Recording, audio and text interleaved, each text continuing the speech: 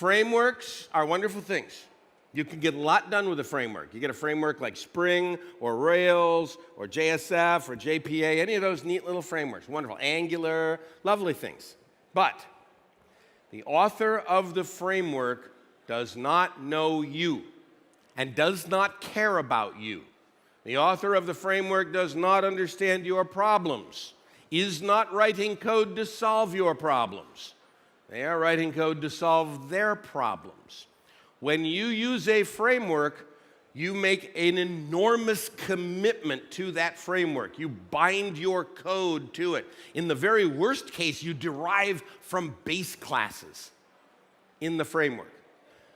The framework author makes no such commitment to you. It is a terribly asymmetric relationship.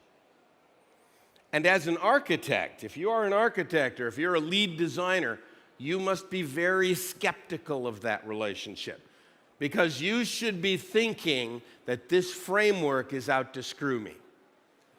You should be looking very, very carefully at how much you bind to it. Read the directions, the documents that the framework author writes. Read those directions, but do not follow those directions, because the directions that the framework author writes will tell you to couple to the framework intimately, because he loves the framework. You don't have to.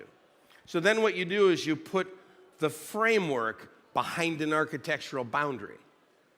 You draw those black lines again, and you put the framework behind that boundary, and you use it, but you use it in a very careful way, so that one day, when that framework no longer satisfies your needs, you will have some options. How many of you have used a framework, built it into your system, coupled it so tightly into your system, only to find out 2 years later there's a much better framework out there, but you have no way to get it in there because you are so inextricably bound? How many of you have had this problem? You start out with a framework and it's wonderful. It's wonderful. It lets you go fast. But then a few months later, you want to do something that the framework doesn't want to let you do. And the framework starts to fight you. And the more you want to do these secondary and tertiary things that aren't what the framework allows, the more it fights you. And in the end, the framework costs you more than it gives you. You have to be careful about frameworks. They're lovely things. They're wonderful things. They are not pure good. They are tools, and like any tool, you better know how to use them and how to keep yourself at some distance from them. How many of you are doing dependency injection? Oh, look at that. Everybody's doing dependency injection. That's cool. How many of you inject hundreds of things into your applications? Oh, only a couple of you are doing that. Who's using Spring? Well, who's got add auto wires everywhere? Add auto wired here and there, scattered through your code. I don't want to see that stuff.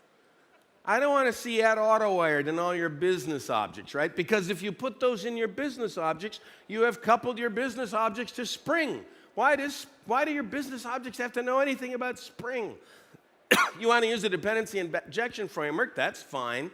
But inject the dependencies into a safe place behind an architectural boundary, and then pass those objects into the rest of your system through normal means. And probably you should not be injecting any more than a dozen things.